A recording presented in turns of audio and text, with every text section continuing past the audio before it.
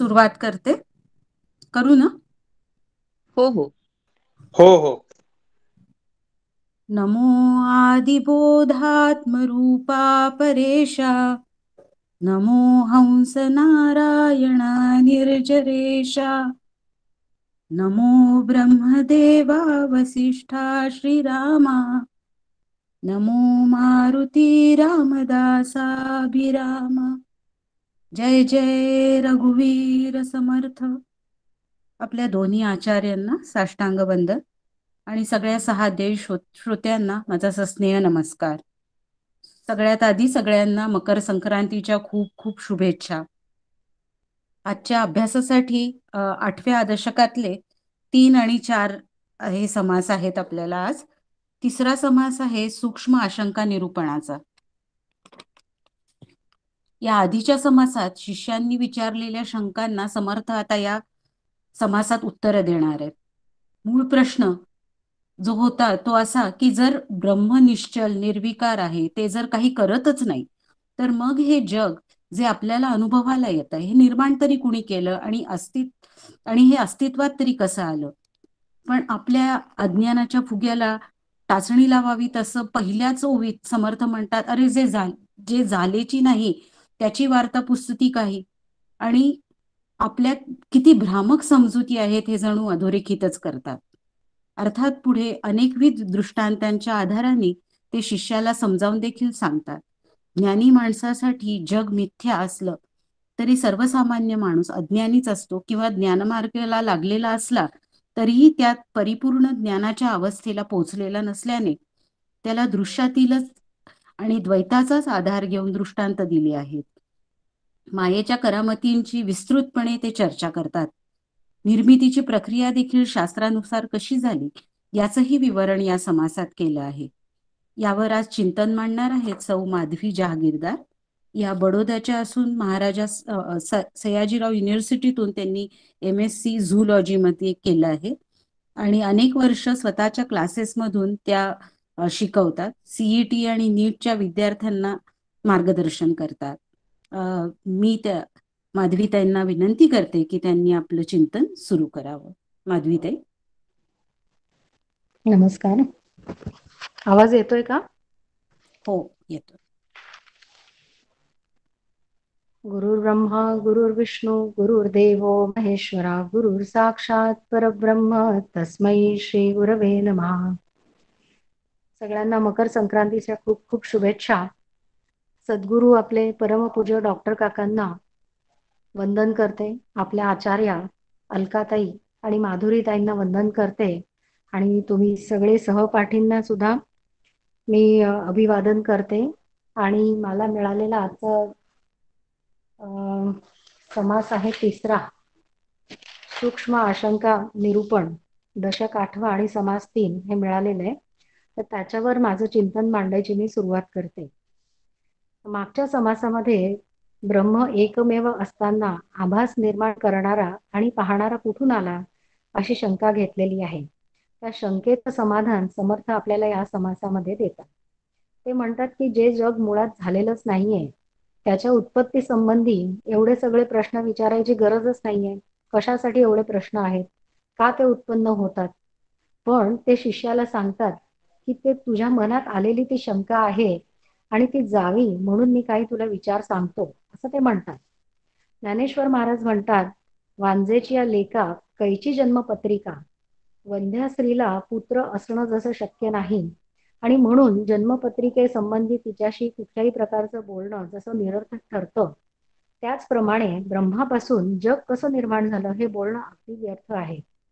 पण संत श्रीगुरु हे अतिशय दयाळू असतात म्हणून त्या शंकेची अनेक उदाहरणं देऊन त्याची छान फोड करून आपल्याला सांगतात. आता जग जर झालंच नाहीये असं आधीच त्यांनी उघड उघड जर सांगितलं असतं तर सामान्य लोकांना हा विचार सहन होत नाही, त्यांना तो पचनी पडत नाही. त्यांच्या आयुष्याचा आधार तुटल्यासारखा वाटतं. पूर्वसंस्कारांमुळे जग सत्य मानण्याची सहजच त्यांची प्रवृत्ती असते, म्हणजे आपल्या सगळ्यांची तशी असते. आणि हे जग भासमय किंवा भ्रम आहे अशी शंका सुद्धा मनामध्ये येत नाही, इतकं ते संस्कार इतके पक्के असतात, घट्ट असतात. तर हे जग कसं भासमय आहे हे समजावण्यासाठी समर्थांनी 1 ते 7 ओव्यांमध्ये 17 उदाहरणं दिलेली आहेत. आता ती सगळी 17च्या 17 उदाहरणं मी काही सांगत नाही, पण त्यातली एक काही नेहमीची आहेत, की दोरीवरती दिसणारा साप, सर्प, पाणी आहे म्हणून वारा व्हायला लागला की त्याच्यावरती तरंग उमटतात.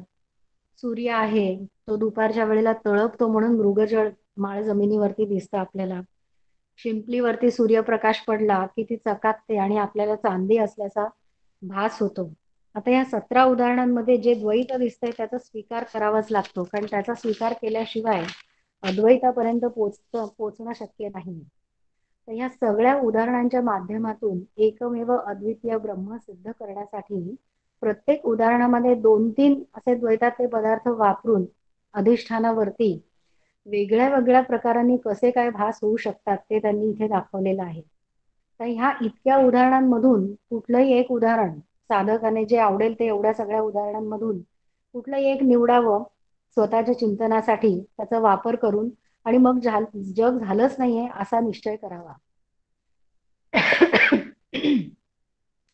25 ते 58 ओव्यांमध्ये जगाची निर्मिती त्यांनी शास्त्रानुसार सांगितलेली आहे. पण त्याच्या आधी ईश्वर म्हणजे काय ही संकल्पना थोडक्यात त्यांनी आपल्याला सांगितलेली आहे.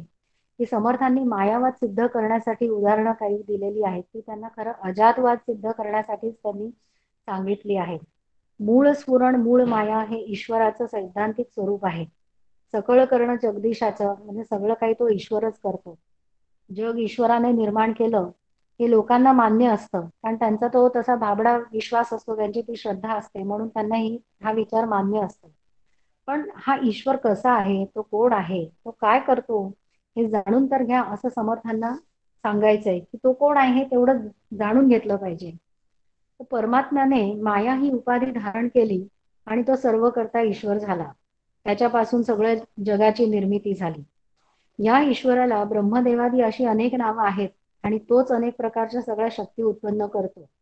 या दृश्य सृष्टीचा तोच मूळ पुरुष आहे. ब्रह्माला अविद्येच्या उपाधीमुळे जीव म्हणतात, माया ह्या उपाधीमुळे शिव म्हणतात, माया उपाधीमुळे त्याला देव म्हणतात. अशा अनेक प्रकारच्या शक्ती धारण करणारी मूळ मायाच असते, हे ब्रह्मानुभवीच फक्त जाणतात. मूळ मायेलाच मूळ पुरुष असं म्हणतात. तोच जगाचं नियमन करतो. ज्याला नाम आणि रूप आहे ते सगळं माईक असतं. हे पटलं की ईश्वरही माईक आहे हे सगळं हळूहळू लक्षात यायला लागतं. आणि ज्यांना जीव आणि जीवब्रह्म ऐक्याचा अनुभव आहे त्यांचं बोलणं जरी सत्य असलं तरी सुद्धा लोकांची बुद्धी तेवढी सूक्ष्म नसल्यामुळे त्यांना ही गोष्ट पटकन पटत नाही. नाहीच पटत. म्हणजे इथे समर्थांनी खंडन बंडन याचा वापर केलेला आहे. म्हणजे आधी सगळ्या माया तिचा विस्तार, मग तिचा स्वीकार केलेला आहे आणि मग ती कशी मिथ्या आहे हे त्यांनी सांगितलेलं आहे. तर ईश्वर अघटित घटनापटी असी, अघटित घटनापटी असे मायेचं नाव आहे. तिला अनेक नावं आहेत. परमार्थ विज्ञानामध्ये अनेक नावं मायेची सांगितलेली आहेत. त्याच्यामधनं हे एक नाव आहे अघटित घटनापटी असे, म्हणजे जे घडलेलं नाहीये ते दाखवण्याची अतिशय पटाईत आहे. म्हणून हा ईश्वर अशा मायेच्या साह्याने अनंत ब्रह्मांडाचा भास दाखवतो.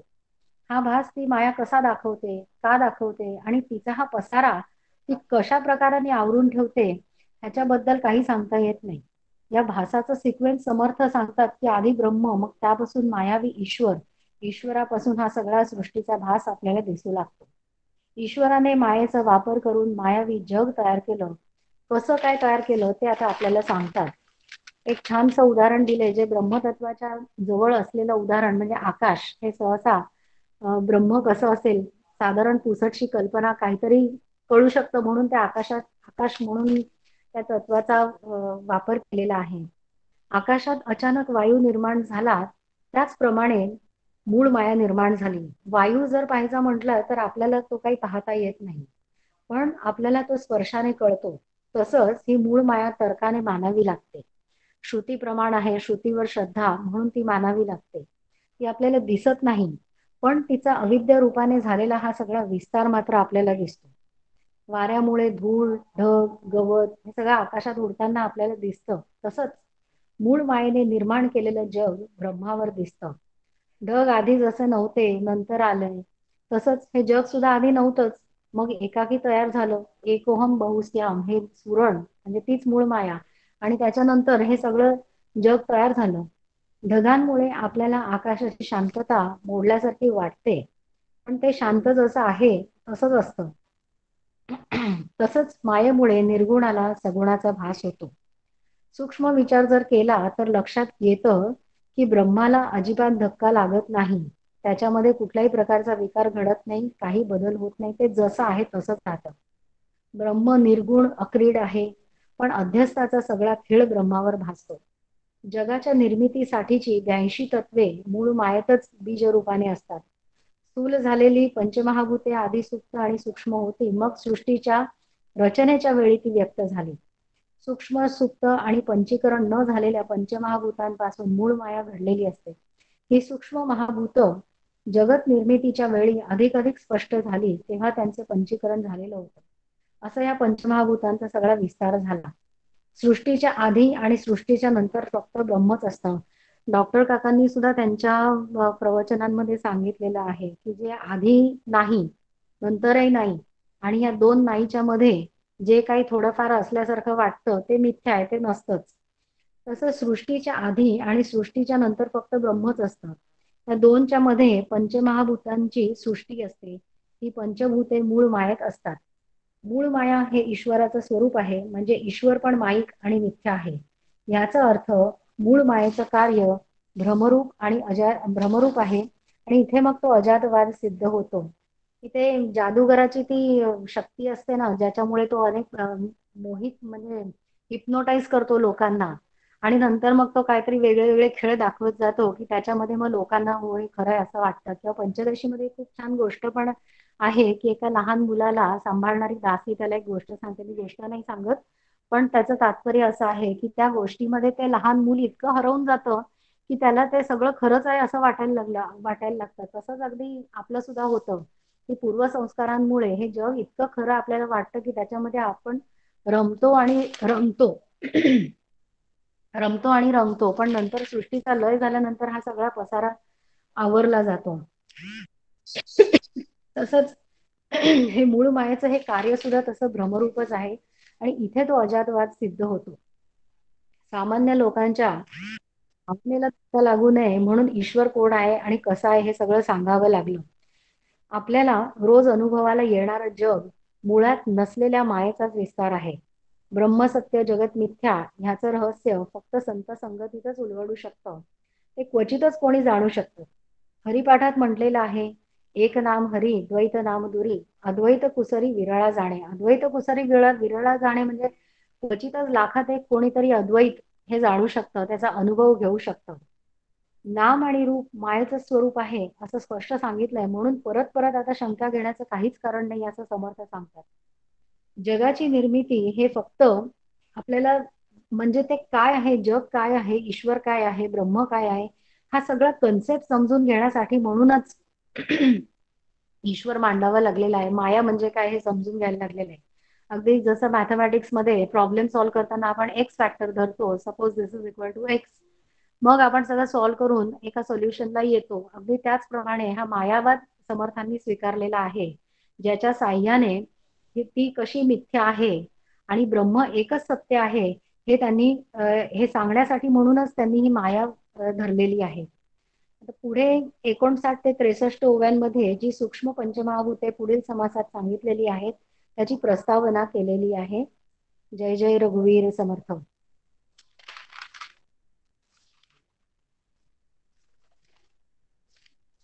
माधवी, ते छान झालं तुमचं चिंतन. दृष्टांतांमधून शेवटी द्वैताचा आधार घेऊनच अद्वैत सिद्ध करता येतं, आणि तसं समर्थांनी केलंय. ते कशा पद्धतीने केलंय ते सुरुवातीलाच तुम्ही समजावून सांगितलं. ईश्वराचं स्वरूपाविषयीचं स्पष्टीकरण, मूळ पुरुष, मूळ माया, मायेचं अघटित घटनापटी अशी हे स्वरूप, हे सगळ्या संकल्पना छान विस्तारित स्वरूपात तुम्ही सांगितल्या समजावून. सृष्टीच्या धन्यवाद. रचनेच्या वेळेची सगळी सूक्ष्म महाभूत सृष्टी रचनेच्या वेळी सगळी महाभूत व्यक्त झाली. त्याआधी ती सूक्ष्म रूपातच होती. त्याआधी आणि नंतरही मात्र ब्रह्मच असतं, आणि पंचभूते मूळ मायेतच समावलेली आहेत. मूळ मायेचं कार्य कसं भ्रमरूप आहे आणि त्या सगळ्या भ्रमरूप कार्याचं समजावून सांगताना त्या सगळ्या यांनीच अजातवाद कसा सिद्ध होतो हे सगळं छान समजावून सांगितलं. धन्यवाद. धन्यवाद. यानंतरचा जो समास आहे दुसरा, तो आहे सूक्ष्म पंचभूते निरूपणाचा. निर्मळ चिदघन ब्रह्माहून अन्य सत्ता नाही. जगाचे रूप घेऊन एक ब्रह्मवस्तूच सर्वत्र पसरलेली आहे आणि म्हणूनच ब्रह्म हेच जगाचे निमित्त कारण तर आहेच, पण उपादान कारणही आहे. ब्रह्मज्ञानाला सगळीकडे ब्रह्मवस्तूचाच अनुभव येतो, पण जगताचं व्यवहारातलं अस्तित्वही अमान्य करता येत नाही. ही निर्मिती करणारी शक्ती माया, तीच ब्रह्मावर जगरूपी भास निर्माण करते, पण ती स्वतंत्र नाही.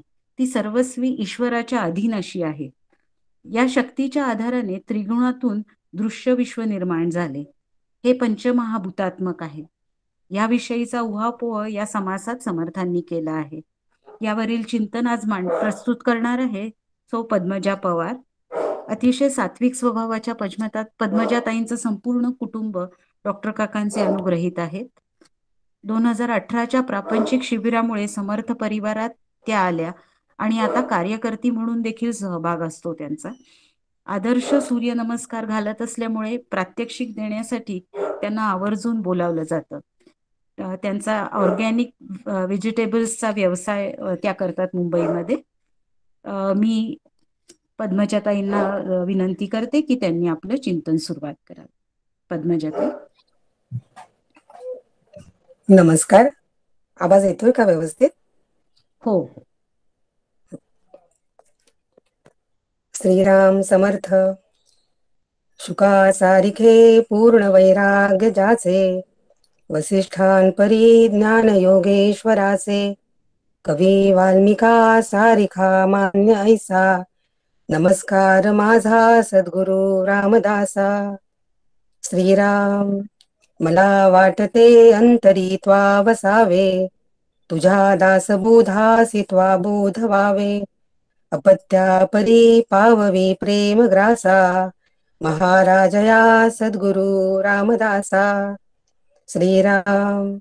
ब्रह्मानंदं परमसुखदं केवलं ज्ञानमूर्तिं, द्वंद्वातीतं गगनसदृशं तत्त्वमस्यादिलक्ष्यम्, एकं नित्यं विमलमचलं सर्वधी साक्षिभूतं, भावातीतं त्रिगुणरहितं सद्गुरुं तन्नमामि. जय जय रघुवीर समर्थ. श्री समर्थाला वंदन करते. माझे सद्गुरू परमपूज्य डॉक्टर काका यांना वंदन करते. आपल्या दोन्ही आदरणीय आचार्यांना वंदन करते आणि माझ्या सर्व 6 अध्यायी साधक बंधू भगिनी आपणा सर्वांना देखील नमस्कार करते आणि मकर संक्रांतीच्या या पुण्य पर्वाच्या मनपूर्वक शुभेच्छा देते. आज आपण दशक 8वा समास 4 सूक्ष्म पंचभूते निरूपण या समासात समर्थाने जो बोध केला आहे तो पाहणार आहोत. या आधीच्या समासात समर्थ म्हणत आहेत, ऐसी माया उद्भवली वस्तू निर्गुण संचली, अहमैसी स्फूर्ती झाली तेची माया श्रीराम. येथे संचली या शब्दाचा अर्थ राहणे असा आहे. अहमची स्फूर्ती होऊन परब्रह्मात जरी माया निर्माण झाली तरी ते ब्रह्मस्वरूप जसंच्या तसं निर्गुण राहतं. पुढे समर्थ म्हणतात, मिथ्या मायेचा खेळ उद्भव बोलिला सकळ, नाना तत्वांचा पालाळ सांडुनिया श्रीराम. अशा रीतीने मायेचा खेळ कसा मिथ्या असतो हे सुद्धा समजून सांगितले. समासाच्या शेवटी 66व्या ओळीमध्ये मूळ माया ही गुणातीत म्हणजे गुणांच्या पलीकडे असताना त्यातून पंचभूते कशी निर्माण झाली असा प्रश्न श्रोत्याने विचारला. त्या प्रश्नाचे समाधान दशक 8 समास 4 मध्ये समर्थ करीत आहेत. त्याचा आता आपण विचार करणार आहोत. सदर समासाची सुरुवात करताना ओळी क्रमांक 1 ते 4 मध्ये समर्थ काही पार्श्वभूमी सांगतात, काही प्रस्तावना करतात. ते म्हणतात, क्षणभर थांबा, वृत्ती शांत करा, मी तुमच्या आशंकेचे निरसन करणार आहे. परब्रह्मावरती प्रथम मूळ माया प्रकट झाली. तिच्या पोटी गुणमाया जन्माला आली. या गुणमायेत सत्व रज तम हे त्रिगुण प्रगटले. ती त्रिगुणात्मक असल्याने तिला गुणक्षोभिणी म्हणतात. साम्यावस्थेत असलेले हे त्रिगुण क्षुब्ध झाले आणि तिच्यातील तमोगुणापासून पंचभूते निर्माण झाली. पुढे या पंचमहाभूतांपासून सृष्टीचा क्रमशः विकास झाला. आकाश, वायू, अग्नी, जल आणि पृथ्वी या पंचमहाभूतांपासून हे विश्व रचलेलं आहे. प्रगट असलेल्या प्रत्येक भूतामध्ये इतर भूते देखील सूक्ष्म रूपाने समाविष्ट झालेली आहेत. उदाहरणार्थ आपण पाणी बघूया. पाण्याला जरी आपण पाणी म्हणत असू तरी पाण्यामध्ये सुद्धा इतर भूतांचे गुण आहेत. पाणी जर गोठलं तर त्याचा कठीण बर्फ होतो, म्हणजे पृथ्वीचा कठीणपणा त्यात आला. बर्फ बाहेरून जरी थंड वाटला तरी त्याच्या आत उष्णता आहे. याच पाण्याचे निरीक्षण आपण प्रयोगशाळेत केलं तर आपल्याला सांगता येईल की त्यामध्ये H2O म्हणजे हायड्रोजन आणि ऑक्सिजन आहे. याचा अर्थ पाणी देखील वायुरूप आहे. म्हणून समर्थ म्हणतात, सूक्ष्मदृष्टीचे कौतुक, मूळ माया पंचभूतिक, श्रोती विमळ विवेक केला पाहिजे श्रीराम. असं हे सूक्ष्मत्व कधी कळेल? सहज पाहिल्याने नाही कळणार. तर तिथे आपल्याला आपली दृष्टी ही सूक्ष्म करावी लागेल. शुद्ध विवेक करून मूळ मायेचा विचार केला तर तिच्यामध्ये निर्माण झालेली पंचभूते ही कशी एकमेकात मिसळली आहेत याची आपल्याला कल्पना येईल. यानंतर ओवी क्रमांक 6 ते 12 मध्ये समर्थ आपल्याला प्रथम पंचमहाभूते कोणती ते समजून घेण्यास सांगत आहेत. नंतर त्या प्रत्येकाचं रूप कसं ते ओळखावं, मग त्यात शोधून पाहावं की त्या रूपामध्ये इतर भूतांचा कशा प्रकारे संचार आहे. जे जे कठीण आणि जड आहे ते पृथ्वीचं लक्षण समजावं, जे जे मऊ आणि ओले आहे ते पाण्याचं लक्षण समजावं, तर जे गरम आणि प्रकाशयुक्त असतं ते तेज जाणावं. जिवंतपणा आणि हालचाल हे वायूचं लक्षण आहे, तर पोकळपणा, अवकाश आणि स्तब्धता ही आकाशाची लक्षणे आहेत.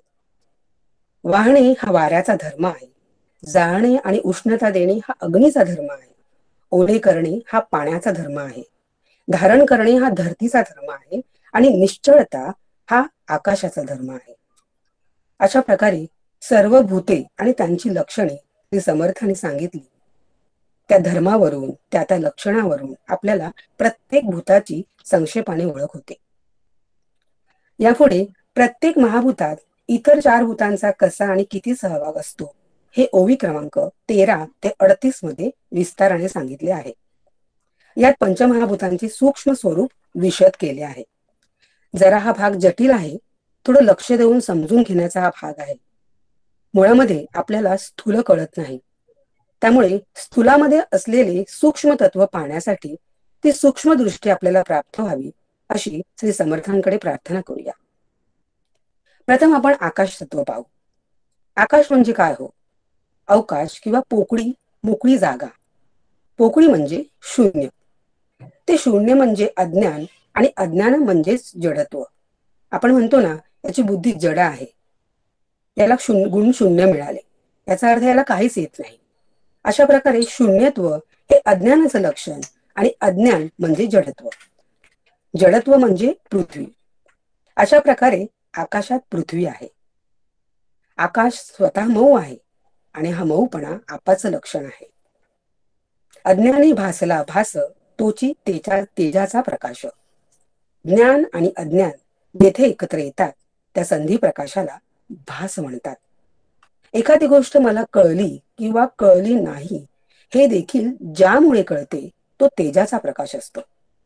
तो सगळा अवकाशातच होतो, म्हणून आकाशात तेज आहेच. वायूत आणि आकाशात भेद नाही. वायू देखील आकाशा इतका स्तब्ध असतो, परंतु आकाशाला जो निरोध करतो म्हणजे अडवतो तो वायू होय. आता आकाशाला वायू अडवेल कसा, तर त्यासाठी आपण एक उदाहरण पाहू. आता ज्या नवीन गाड्या आल्या आहेत 4 व्हीलर, ज्यांना आपण सेडान म्हणतो, ज्या जमिनीला टेकत उतरत्या गेलेल्या आहेत. म्हणजे जर कार असेल आणि ती सेडान असेल तर ती जास्त वेगाने जाते आणि ती वायूला कापत जाते. तर वायूला कापत जाण्याची गरज काय, तर कारण वायू हा आकाशात आहे म्हणून. आकाशात आकाश मिसळले आहेच. घटाकाश, मठाकाश, चिदाकाश हे शब्द आपण वापरतोच. एक आकाश दुसऱ्या आकाशात मिसळले तर पहिलं आकाश कोणतं आणि दुसरं आकाश कोणतं यामध्ये फरक सांगता येणार नाही. आता वायूमध्ये इतर भूते कशी आढळतात ते आपण पाहू. फूल जरी हलकं असलं तरी त्यास वजन असतं. म्हणजे आपण जर सर्वात हलकं पारिजातकाचं फूल घेतलं आणि ते लोखंड मोजण्याच्या तराजूवर ठेवलं तर तिथे त्याचं वजन जाणवणार नाही आपल्याला. परंतु तेच फूल जर सोनाराच्या तराजूवर ठेवलं तर नक्कीच त्याचं वजन कळेल. अशा प्रकारे वारा जरी हलका असला तरी त्यास घनपणा असतो, कठीणपणा असतो. हा वाऱ्यातील कठीणपणा म्हणजे पृथ्वीचा अंश आहे. वायूमधील मऊपणा हा पाण्याचा गुण आहे. वाऱ्याची एखादी मंद मऊ झुळूक देखील सुखद स्पर्श देऊन जाते. वायूमधील भास हा तेजाचा गुण आहे आणि चंचलपणा हा तर वायूचा स्वतःचा स्वभाव आहे. सर्वांना सामावून घेणे हा आकाशाचा गुण सुद्धा वायूमध्ये सामावला आहे. आता समर्थ तेजामध्ये सर्व भूते कशी आहेत याचं वर्णन करीत आहेत. तेजामध्ये जो कठीणपणा आहे तो पृथ्वीचा अंश आहे. तेजाचे स्वरूप भास आहे. चंद्राचा मंद प्रकाश आपल्याला हवासा वाटतो आणि सूर्याचा प्रखर तेजाचा कधीतरी त्रास होतो. हा जो भास आहे त्यातला जो मृदूपणा आहे ते तेजातील आपतत्व आहे. तेजामध्ये आढळणारी जी चंचलता आहे हा वायूचा अंश आहे, तर त्यामध्ये आढळणारी स्तब्धता हा आकाशाचा अंश आहे. शिवाय तेजामध्ये तेज हे असतंच. आता पाण्याचं लक्षण काय तर मृदूपणा. तरी त्या मऊपणामध्ये थोडा तरी कठीणपणा असतोच. रपरप पडणाऱ्या पावसामध्ये किंवा एखाद्या धबधब्याखाली हा कठीणपणा आपल्याला नक्कीच जाणवतो. तोच पृथ्वीचा अंश समजावा. पाण्यात पाणी आहेच आणि पाण्याच्या मृदूपणामध्ये जी स्तब्धता आहे तोच वायू आहे. तेजामुळे पाण्यातील मऊपणा अनुभवास येतो. सर्वांना सामावून घेणे हा आकाशाचा गुण देखील पाण्यामध्ये समाविष्ट आहे. आता श्री समर्थ आपल्याला पृथ्वीबद्दल सांगत आहेत. पृथ्वीमध्ये जो कठीणपणा आहे हा तिचा स्वतःचा स्थायीभाव आहे. कठीणपणामध्ये जे मऊपण आहे ते पृथ्वीमधील पाणी समजायचं. म्हणजे समजा शेत नांगरलं आहे, त्या भुसभुशीत नरम मातीवरून चालताना जो पायाला मऊपणाचा स्पर्श जाणवतो ती मृदुता म्हणजे आप आहे.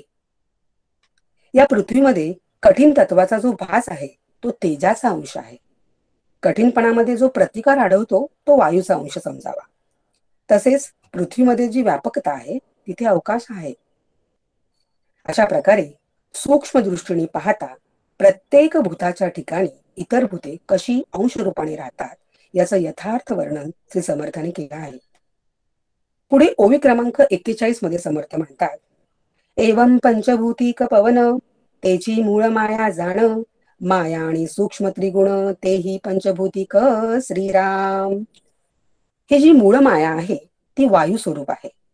ती पंचमहाभूतांमध्ये नटली आहे. सर्व भूतांमध्ये असलेले जी वायू तत्व आहे तीच मूळ माया आहे. ती मूळ माया सर्वत्र विचरण करते आणि त्यातून त्रिगुण जन्माला येतात. त्रिगुणामधील सत्व, रज आणि तम हे अंश रूपाने मूळ मायेत जातात आणि पुढे ही मूळ माया गुणमाया म्हणून प्रकट होते. तीच ही अष्टधा प्रकृती आहे. सगळी पंचमहाभूते आणि त्रिगुण सगळे एकमेकात मिसळले आहेत. जणू काही त्यांचा कर्दम म्हणजे चिखलच झाला आहे. जसे भिंत बांधत असताना आम्हाला गरज असते सिमेंटची, वाळूची. ही सिमेंट आणि वाळू एकत्र करून जो मलिदा तयार होतो त्या मालातून आपल्याला विटांच्या साहाय्याने घर बांधता येते.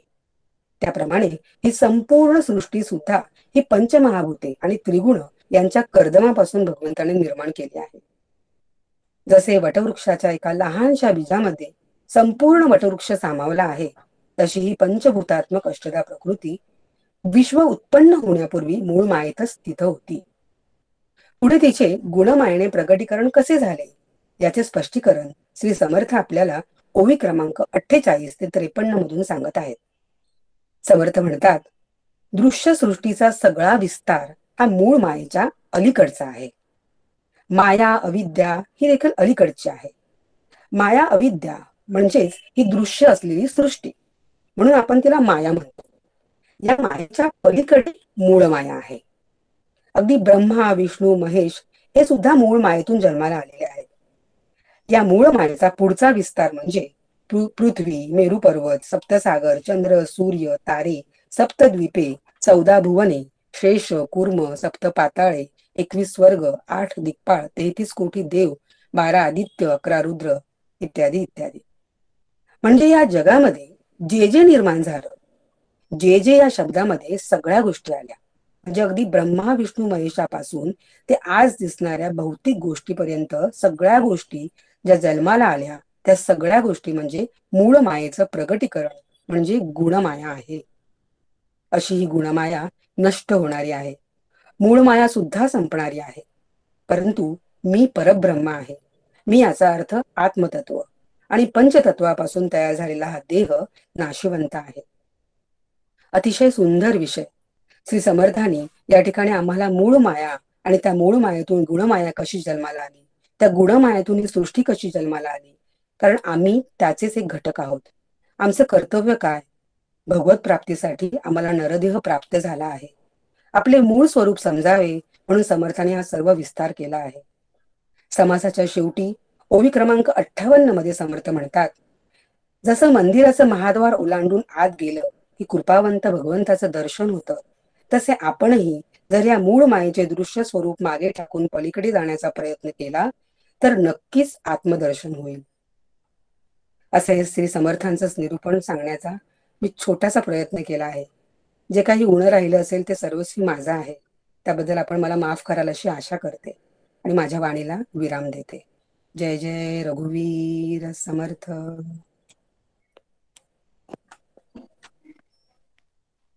पद्मजाताई, छान झालं.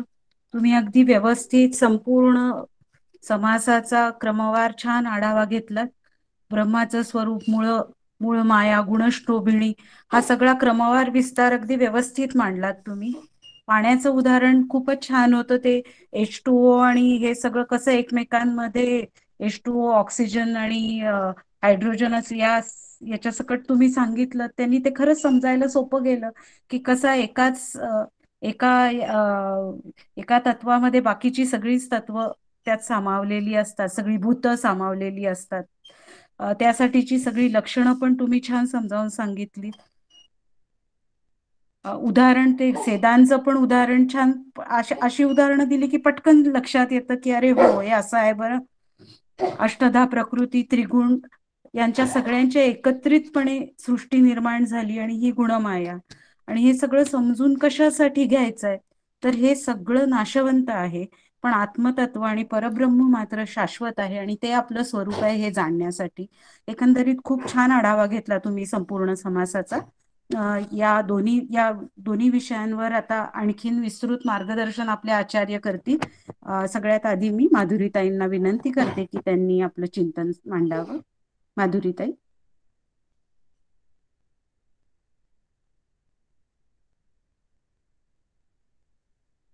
माधुरीताई. हो हो. जय जय रघुवीर समर्थ. सुरुवातीला मकर संक्रांतीच्या सगळ्यांना खूप खूप शुभेच्छा. सगळ्यांमधला, आपल्या सगळ्या परिवारातला, प्रत्येकामधला स्नेह जो काही आहे आंतरिक, तो स्नेह वाढीस लागू दे आणि सगळ्यांच्या वाणीमध्ये गोडवा असू देत, अशी समर्थांजवळ प्रार्थना करूया. आणि आपण आजच्या चिंतनाकडे वळण्याचा प्रयत्न करते. सूक्ष्म आशंका निरूपण माधवीताई जहागीरदार अतिशय छान पद्धतीने सांगितलेलं आहे. खरं पाहिलं असता इतकं छान विवरण दोघींचंही पण झालेलं आहे की त्याच्यावर काय बोलावं मला खरंच प्रश्न पडलेला आहे. पण आता एक 10-15 मिनिटं बोलण्याचा प्रयत्न करते, कारण इतकं छान सगळं झाल्यावरती आपण काय बोलावं हा खरोखरच काय आहे तर प्रश्न आहे. आता सूक्ष्म आशंका निरूपणामध्ये जे समर्थांनी इथे स्वतःच जे काही प्रश्न निर्माण केलेले आहेत आणि शिष्य जणू काही ते प्रश्न विचारतोय अशा पद्धतीने त्यांनी हा सगळा दासबोध ग्रंथ जो काही आहे गुरु-शिष्य संवाद असल्यामुळे तर अशा पद्धतीने तो प्रश्न त्यांनीच निर्माण केला आणि निर्माण करून त्यांनीच त्याची उत्तरं द्यायला सुरुवात केलेली आहे. तर हे निर्गुण निराकार असलेल्या ब्रह्मामध्ये कशा पद्धतीने हे संपूर्ण काय झालं तर हे जगत दिसायला लागलं, भासायला लागलं, तर याचा खुलासा समर्थांनी स्वतः केलेला आहे की वास्तविक पाहता हे जग झालेलंच नाही. हे अजातवाद या ठिकाणी समर्थांनी सांगितलेलं आहे. आगा जे झालेची नाही त्याची वार्ता पुससी काही, अशी समर्थांची एक ओवी आहे. आणि त्यात म्हणतात वास्तविक पाहता हे झालेलंच नसताना पण हे आम्ही जे प्रापंचिक लोक आहोत किंवा अज्ञानी लोक आहोत, त्या अज्ञानी लोकांना मात्र हे जगत झालेलं अत्यंत सत्य वाटतं. आणि तेच ज्ञानी माणसांना मात्र हे झालेलंच नाही याबद्दल त्यांचा ठाम निश्चय असतो. आता या दोन्हीमध्ये त्या ठिकाणी खऱ्या अर्थाने मग कशी संगती लावावी याचा प्रश्न खरंच आपल्याला पडतो. आणि म्हणून परमपूज्य बेलसरे बाबांनी छान पद्धतीने सांगितलेलं आहे की या दासबोधामध्ये प्रस्तावनेमध्ये म्हणताना ते असं म्हणतात की वास्तविक पाहता ब्रह्मस्वरूपाशिवाय ज्ञानी माणसाला जगताची अनुभूती येतच नाही. आणि अज्ञानी माणसांना मात्र ब्रह्माची अनुभूती न येता अखंड काय येत राहतं, तर अखंड जगताचा अनुभव येत राहतो. तर वास्तविक पाहता ज्या ब्रह्माच्या आधारावर जगाची प्रतीती येत राहते, तर वास्तविक त्या ब्रह्मामध्ये त्या ठिकाणी हे जे काही जगात म्हणजे जगत आहे या पंच मायेने वेढलेलं, तर मायेचा एकही गुणधर्म त्या ब्रह्मामध्ये नसताना सुद्धा त्या ठिकाणी आम्हाला का म्हणून अशा पद्धतीने याचा अनुभव येत राहतो. वास्तविक अत्यंत विरुद्ध असलेले गुणधर्म जगामध्ये आहेत आणि ब्रह्मामध्ये मात्र ते नाहीत. पण तरी सुद्धा आम्हाला ब्रह्म न दिसता आम्हाला जगत का दिसावं, तर याचं उत्तर ते म्हणत आहेत की वास्तविक पाहता ज्ञानीपुरुष जे काही आहेत ते ज्ञानीपुरुष म्हणतात की हे जग झालेलंच नाही. आता इथपर्यंत खरं म्हणजे आपल्याला मजल मारायची आहे. आणि इथपर्यंत जर का मजल मारायची असेल की जग झालेलंच नाही, आम्हाला हे वाक्य ऐकलं तरी सुद्धा असं वाटतं की हे काय धडधडीत सगळं काही दिसत आहे, सगळे व्यवहार दिसत आहेत, पंचमहाभूत दिसत आहेत, व्यक्ती दिसत आहेत, माणसं दिसत आहेत, हे सगळं काही जगत आम्हाला दृश्य रूपाने सातत्याने अनुभवाला येत आहे आणि हे झालंच नाही असं कसं काय हे लोक म्हणतात, ज्ञानी पुरुष म्हणतात. आणि म्हणून मग सुरुवातीला मग टप्प्याटप्प्याने हे आम्हाला हळूहळू त्या इथपर्यंत अजातवादापर्यंत जी काही मजल या सगळ्या ज्ञानीपुरुषांची असते, तर तशी टप्प्याटप्प्याने आम्हाला कसं जाता येईल याचा विचार समर्थांनी या समासात सांगितलेला आहे. की ठीक आहे, तुम्हाला जगत दिसतंय ना, मग ते जगत कोणी निर्माण केलं, तर ते ईश्वराने निर्माण केलं. ते मूळ मायेतून निर्माण झालं. मूळ माया म्हणजे काय, ईश्वर म्हणजे काय, मग त्याचं स्वरूप काय, मग हे सगळा विचार जो काही आहे तो समर्थाने छान पद्धतीने या समासामध्ये मांडलेला आपल्याला दिसतो. आणि मग त्या ठिकाणी मग झालं आहे तर ठीक आहे, पण ते मिथ्या आहे एवढं तरी समजून घ्या. आणि म्हणून शंकराचार्यांनी तो मायावाद स्वीकारला आणि शंकराचार्यांनी सुद्धा सांगितलं की ब्रह्मसत्य जगन मिथ्या काय आहे, तर वास्तविक पाहता मग ते मिथ्या आहे हे तरी तुम्ही काय करा, तर हे तो तुम्ही तरी लक्षात घ्या. कारण ते सातत्याने कसं आहे, तर ते बदलणार आहे. मग जे बदलणार आहे ते शाश्वत असू शकत नाही. जे कायमस्वरूपी असतं तेच केवळ शाश्वत असतं. मग हा विचार थोडासा आम्हाला पटायला काय होतो, तर जरा सोयीचा जातो. किंबहुना आमची बुद्धीच एवढी सूक्ष्म नाही आणि त्यामुळे ती बुद्धी सूक्ष्म नसल्यामुळे आम्हाला हा विचार एकदम सहजासहजी पटणं, रुचणं, मानणं किंवा काय पचवणं फार फार कठीण जातं. आणि म्हणून ठीक आहे की तुम्हाला वाटतंय ना हे जगत दिसतंय, त्याचे अनुभव येत आहेत, त्याचे तडाखे बसत आहेत, तर मग ठीक आहे हे झालेलं आहे. मग ते कोणी निर्माण केलं, तर ते ईश्वराने निर्माण केलं वगैरे हा सगळा विषय जो काही आहे तो विषय समर्थांनी आपल्याला समजावून सांगितला. आणि मूळ मायेतून म्हणजेच ईश्वरातून हे संपूर्ण जगत निर्माण झालं. मग ते कसं झालं ते पुन्हा मग पुढच्या सूक्ष्म पंचमहाभूते याच्यामध्ये सांगितलेला. यात एक विचार सुद्धा आलेला आहे की त्या ठिकाणी हा ईश्वर जो आहे तो सर्वज्ञ आहे आणि जीव जो आहे तो अल्पज्ञ आहे. आता हा महा सर्वज्ञ असलेला ईश्वर आणि मग वाच्यार्थाने वास्तविक पाहता तोच आपण आहोत किंवा तेच ब्रह्म आपण आहोत, हे कसं काय मग स्वतःला पटवून घ्यायचं. तर त्याच्यासाठी चांगला दृष्टांत आपल्याला देता येतो की समजा एक 1000 किंवा 10,000 पॉवरचा एक काय आहे बल्ब आहे आणि त्या 10,000 पॉवरच्या बल्बमध्ये असणारी जी वीज जी आहे, तर हा 10,000 पॉवरचा जो बल्ब आहे तर त्याचा प्रकाश कसा आहे, तर खूपच प्रचंड अशा प्रकारचा त्याचा प्रकाश आहे. आणि मग हा जो जीव जो काही आहे, जो अल्पज्ञ ज्याला म्हटलं आहे, तर वास्तविक पाहता तो 10,000चा बल्ब म्हणजेच त्या ठिकाणी काय तर ईश्वर आहे. आणि जीव जो आहे तो अल्पज्ञ आहे. मग तो किती पॉवरचा बल्ब आहे, तर तो अगदी काय म्हणतात त्याला 5 वॅट चा बल्ब आहे तो, की अत्यंत तो कसा आहे अल्पज्ञ आहे. पण त्याच्यामध्ये असणारी जी शक्ती आहे, वीज नावाची जी शक्ती आहे, ती वीज नावाची शक्ती ही त्या ठिकाणी त्या ईश्वरामध्ये देखील आहे. आणि तीच वीज नावाची शक्ती त्या अल्पज्ञ असणाऱ्या जीवामध्ये देखील आहे. आणि ती शक्ती जी काही आहे, ती वीज नावाची शक्ती, ती दिसत नाही, पण ती दोन्हीमध्ये त्या ठिकाणी आहे. फक्त याची पॉवर कमी आहे, म्हणून तो जीव काय म्हटलाय त्याला जीव म्हटलेला आहे. आणि त्याची पॉवर अतिशय आहे, आणि म्हणून त्याला ईश्वर म्हटलेलं आहे. पण वास्तविक दोघांमध्ये वीज नावाचं तत्व जे काही आहे, तर ते वीज नावाचं तत्व तर त्या ठिकाणी आहेच आहे. आणि त्या वीज नावाच्या तत्वामुळेच खरं म्हणजे अगदी तशा पद्धतीने हे जीव ईश्वर आणि काय म्हटलेलं आहे, तर वीज जी काही आहे, तर त्या ब्रह्मामध्येही तेच वीज नावाचं तत्व आहे, त्या ईश्वरामध्येही ते वीज नावाचं तत्व आहे. आणि त्या जीव जो काही आहे त्याच्याही मध्ये वीज नावाचं तत्व आहे.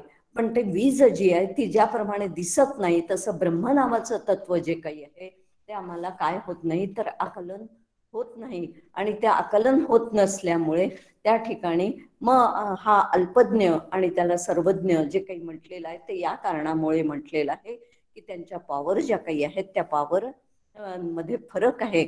आणि त्यामुळे म्हणजे अशा पद्धतीने हा विचार जो काही आहे, हा विचार आपल्याला थोडाफार का होईना पण समजून घ्यायला मला मला असं वाटतं की मदत करेल. आणि त्या दृष्टिकोनातून हा जो दृष्टांत आहे तो दृष्टांत सांगण्याचा मी इथे प्रयत्न केला. तर हा सगळा विचार जो काही आहे, तर हा सगळा विचार आपल्याला वास्तविक या निर्गुण निराकार असलेल्या ब्रह्मामध्ये कशा पद्धतीने हे दिसायला लागलं, तर तो अनेक दृष्टांत देत देत सुद्धा समर्थांनी तो विचार खूप सुंदर पद्धतीने मला वास्तविक पाहता तो त्या आपल्याला आकाश जे काही आहे ते निळं दिसतं, पण खरं पाहायला गेलं असता तर तिथे ते निळेपण जे काही दिसत आहे तर तो केवळ आभास आहे. अगदी तशा पद्धतीने अनेक दृष्टांत देत देत आम्हाला त्यांनी काय सांगितलं, तर हे जे काही आम्हाला जगत दिसत आहे तो केवळ तो आमचा काय आहे तर आभास आहे, तो वास्तविक पाहता ते खरं नाही. आता इथपर्यंत आम्हाला जाऊन पोचायचं आहे. आणि मग दुसऱ्या समासामध्ये समर्थांनी जी सूक्ष्म पंचभूते सांगितलेली आहेत, तर ती कशी एकमेकात मिसळलेली आहेत, ती त्या ठिकाणी मूळ माया, मूळ मायेतून गुण माया, गुण मायेतून गुणक्षोभिनी वगैरे हा सगळा विचार छान आता पद्मजाताई पवार यांनी सांगितलेलाच आहे.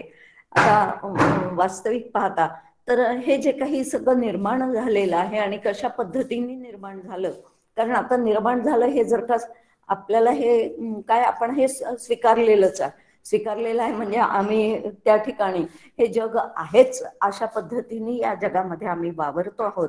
तर मग हे कशा पद्धतीने निर्माण झालं हेही सांगावं लागतं. आणि म्हणून ते समर्थांनी मग ते कशा पद्धतीने निर्माण झालं, कारण संतांचं एक खास वैशिष्ट्य असं असतं की ते आमच्या पातळीवरती येऊन हळूहळू हळूहळू आम्हाला तो विषय जो काही आहे तो विषय तो समजावून सांगतात. की वास्तविक त्यांच्या दृष्टिकोनातून तो अजातवाद आहे, पण आम्हाला हळूहळू मग मायावादापर्यंत त्या आमच्या लेवलवर ते येतात आणि आम्हाला ते समजावून सांगतात. हा त्यांचा दयाळूपणा आहे, हा त्यांचा कनवाळूपणा आहे. आणि हा कनवाळूपणाचं त्या ठिकाणी आमच्या विषयी ठेवून समर्थ मग अशा पद्धतीने ठीक आहे, तुम्हाला हे जगत दिसतंय ना, मग ते कसं निर्माण झालं, वास्तविक पाहता ते तो आभास आहे आणि ते जगत खऱ्या अर्थाने निर्माण झालेलंच नाही. या पायरीवर ते लोक आहेत, खूप उंच पायरीवरती ही सगळी मंडळी आहेत, ज्ञानी लोक आहेत, पण तुमच्या आमच्यासाठी ते खाली येतात आणि खाली येऊन मग आम्हाला समजेल, पचेल, रुचेल अशा पद्धतीने तो विषय समजावून सांगतात. तर समर्थांनी सुद्धा हा विषय सूक्ष्म पंचभूते जी काही आहे ते याच्यामध्ये सांगितलेलं आहे आणि कशा पद्धतीने एकात एक ही सगळी पंचमहाभूत कशी मिसळलेली आहेत. तर हे सुद्धा त्यांनी आपल्याला आणि पद्माताईंनी सुद्धा तो विषय इतका उत्कृष्ट सांगितलेला आहे की खरं म्हणजे त्याच्यावर वेगळं बोलण्याची पण असं म्हणतात ना की पुन्हा पुन्हा द्विरुक्ती या गोष्टींची व्हावी लागते, कारण आम्हाला तो विषय एकदा सांगून समजत नाही. साधारणतः सर्वसामान्य माणूस जो असतो त्याला एकदा तो विषय सांगून समजत नाही आणि म्हणून समर्थ सुद्धा पुन्हा पुन्हा ब्रह्म म्हणजे काय, माया म्हणजे काय, पंचमहाभूत म्हणजे काय, ती कशी निर्माण झाली, काय, हा वारंवार तो विषय दासबोधामध्ये आलेला आपल्याला दिसतो. याचं कारण असं आहे की आमची बुद्धी जी काही आहे ती एकदा सांगून आम्हाला पूर्णपणे आकलन होत नाही आणि म्हणून त्याच्यावर द्विरुक्ती तिरुक्ती करून पुन्हा पुन्हा तो विषय काय करावा लागतो तर समजून घ्यावा लागतो.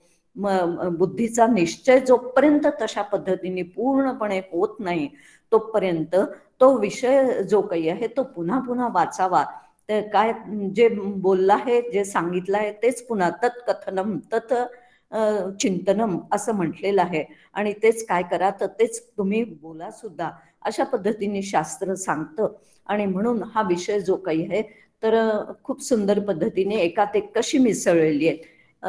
मला सहजच आठवलं की एकदा बुलढाण्यामध्ये एक वेदांती आले होते आणि त्यांनी हा विषय समजावून सांगताना की ही पंचभूत जी एकमेकांमध्ये कशी मिसळलेली आहेत तर त्यांनी सांगताना की म्हणे 5 जण जे काही आहेत ते एकदा प्रवासाला निघाले आणि ते 5 जण प्रवासाला निघाल्यावरती तर या 5 मधला एक कोण होतं तर एक आकाश होतं, एक समीर म्हणजे वारा होतं, एक दुसरं तिसरं जे काही आहे तत्व तर ते 5 जणांपैकी तिसरा माणूस जो आहे तर तो त्या ठिकाणी जलतत्व म्हणजे पाणी. तर अशा पद्धतीने हे 5ही जण फिरायला निघाले आणि फिरायला निघाल्यावरती थोडं अंतर गेल्यावरती त्यांना म्हणे काय भूक लागली आणि म्हणून त्यांनी डबे काढले आणि डबे काढून मग आता काय करायचं तर आता जेवायला बसायचं. तर प्रत्येकाने आपापला डबा उघडला आणि आपापल्या डब्यामधलं आता प्रत्येकाने स्वतःसाठी पूर्ण एक पोळी किंवा एक भाकरी जी काही असेल त्या पूर्ण एक भाकरीचा अर्धा भाग जो आहे तो स्वतःकडे ठेवला. म्हणजे आकाशाने आपला अर्धा भाग जो आहे तो स्वतःसाठी ठेवला आणि मग दुसरा जो अर्धा भाग आहे तर त्या अर्धा भागाचे 4 तुकडे केले. आता 4 तुकडे केले म्हणजे काय, त्या अर्ध्या भागाचे पाव पाव पाव पाव पाव असे 2 म्हणजेच मग ज्याला आपण काय निटकोर अशा पद्धतीने म्हणतो. तर ते निटकोर आहे त्या आपल्या 4 मित्रांना दिले. अगदी त्याचं पाहून मग आप जे होतं त्यांनी सुद्धा तसंच केलं. मग वायू जो होता त्यांनी सुद्धा तसंच केलं की स्वतःजवळ अर्धा भाग ठेवला आणि नंतरचा अर्धा भाग जो आहे तो 4 जणांमध्ये समप्रमाणामध्ये वाटून दिला. तर अगदी तशा पद्धतीने आपल्याला सिद्धांत किंवा जो काही समर्थांना सांगायचंय ते समजून घ्यावं, याच्यासाठी अशा पद्धतीने त्या जे संत इथे आले होते तर त्यांनी तो विचार अशा पद्धतीने समजावून सांगितला. आणि ज्यावेळेस त्यांनी अशा म्हणजे अगदी काय ते की एक पोळी आणून त्याचं ते तुकडे तुकडे करून अशा पद्धतीने जेव्हा त्यांनी ते 5 जणांना वाटले तर मग हे समजायला आपल्याला त्या मनाने बऱ्यापैकी सोपं जातं. आणि म्हणून तशा पद्धतीने की मग हे जे काही पंचभूत आहेत ती एकमेकांमध्ये कशी मिसळली आणि ती कशा पद्धतीने एकमेकांमध्ये दडलेलीच आहेत. म्हणजे आकाशामध्ये बाकीची 4 कशी आहेत किंवा वायूमध्ये बाकीची 4 कशी आहेत, तर तो सगळा विचार जो काही आहे तो पद्मजाताईंनी तर सांगितलेलाच आहे. समर्थांनी सुद्धा याच्यामध्ये सुंदर पद्धतीने तो मांडलेला आहे, उदाहरणं देत. आणि अशा पद्धतीने हा सगळा पंचमहाभूत जी सूक्ष्मभूत जी काही आहे तर त्यांचा हा काय झालेला आहे तर चिखल म्हणजेच कर्दम तयार झाला आणि मग त्यातनं अशा पद्धतीने हे संपूर्ण काय तयार झालाय तर हे जगत जे तुम्हाला आम्हाला दिसत आहे त्याचा खुलासा 48 ते 52 मध्ये छान पद्धतीने झालेलाच आहे. तर सांगण्याचं तर मुख्य एक गोष्ट हेच आहे की हे संपूर्ण आपलं शरीर मग आपल्याशी येऊन भिडवायचं आहे.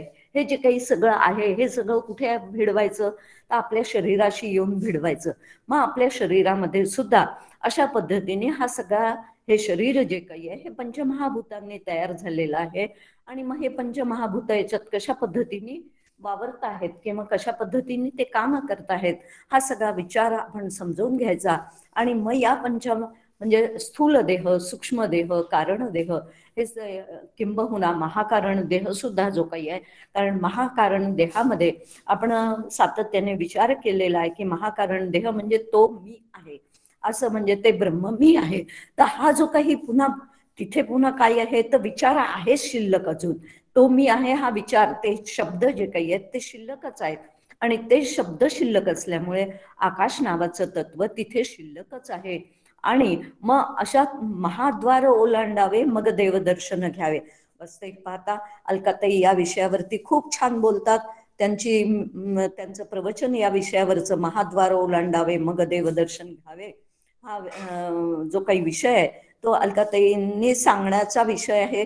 पण आज अलकाताई नसल्यामुळे मी थोडंसं त्या संदर्भामध्ये थोडंसं 1-2 मिनिटं बोलते आणि आता हा विचार इथे थांबवते की ज्याप्रमाणे आपण एका द्वारातून दुसऱ्या द्वाराकडे कोणतंही खूप मोठं मंदिर जिथे असतं तर तिथे त्या मंदिरामध्ये एका द्वारातून दुसऱ्या द्वार, दुसऱ्या द्वारातून तिसऱ्या द्वार असं द्वार असतात. आणि त्या सगळ्यात शेवटचं जे द्वार असतं ते महाद्वार ते सुद्धा ओलांडून जर का आपण गेलो तर खऱ्या अर्थाने म्हणजे स्थूल देहाला ओलांडायचं आहे, सूक्ष्म देहाला ओलांडायचं आहे, कारण देहाला ओलांडायचं आहे. आणि मग महाकारण देह जो काही आहे तर त्याला वास्तविक पाहता ते सुद्धा शब्द आहेत, कारण तो मी आहे असा तिथे विचार आहे. आणि त्यामुळे तो विचार याचाच अर्थ शब्द, शब्द याचा अर्थ आकाश नावाचं तत्व. आणि म्हणून खऱ्या अर्थाने त्या देवदर्शन घ्यायचं असेल म्हणजे त्या देवाशी एक रूप व्हायचं असेल तर ते हे सुद्धा ओलांडून जावं लागतं. आणि त्याशिवाय खऱ्या अर्थाने या आत्मस्वरूपाचं म्हणजेच ब्रह्मस्वरूपाचं जे दर्शन जे काही आहे म्हणजे अनुभव, दर्शन म्हणजे या ठिकाणी अनुभव, तर ते अनुभव आपल्याला येऊ शकत नाही. आणि म्हणून हे संपूर्ण दृश्य जगत देहादी जगत अशी म्हणण्याचीच काय हे पद्धत आहे. आणि म्हणून हे देहादी जगत अशा पद्धतीने हे मिथ्या आहे. आणि या सगळ्यांना ओलांडून आपल्याला आत्मस्वरूपाचं काय घ्यायचं आहे, दर्शन घ्यायचं आहे. आणि जोपर्यंत या आत्मस्वरूपाचं दर्शन आम्हाला होत नाही, अनुभव येत नाही, तोपर्यंत खऱ्या अर्थाने समर्थांनी आधीच्याही अनेक समासामध्ये सांगितलेलं आहे की खरं समाधान जे काही आहे ते आम्हाला प्राप्त होऊ शकत नाही. आणि तशा प्रकारचं समाधान आम्ही या मार्गाला लागलेलो आहोत. समर्थांच्या कृपेने, सद्गुरूंच्या कृपेने आपल्याला प्राप्त हो अशी आपण समर्थांजवळ आणि डॉक्टर काकांजवळ विनंती करूया, प्रार्थना करूया. आणि तशा पद्धतीची साधना करून आपल्याला ते प्राप्त व्हावं अशी मकर संक्रांतीच्या निमित्ताने सगळ्यांना शुभेच्छा देते. आणि झालेलं चिंतन जे काही आहे ते समर्थ चरणी अर्पण करून वाणीला विराम देते. जय जय रघुवीर समर्थ.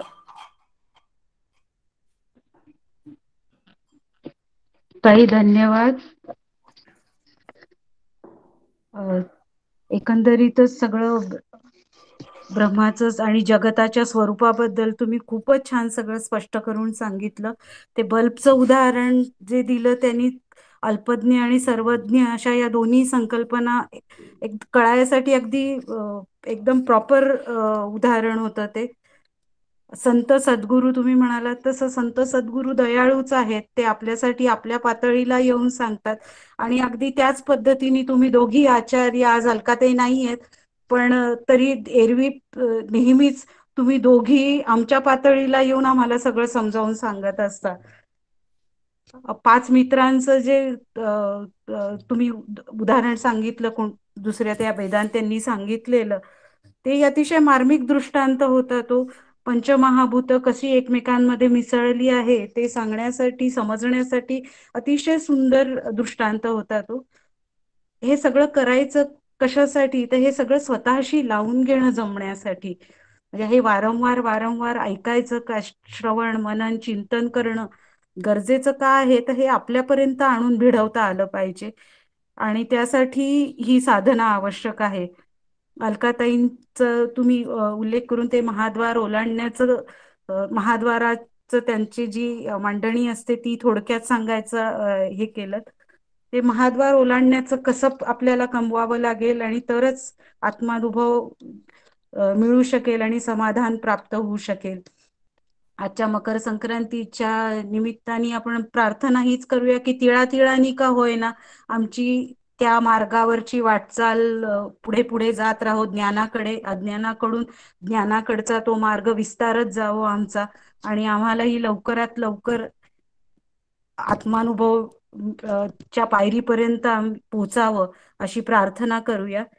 शेवटचा मृणाल घेणार आहे का? शेवटचा श्लोक मी आहेत घेते मृणाल? मी घेते ओके.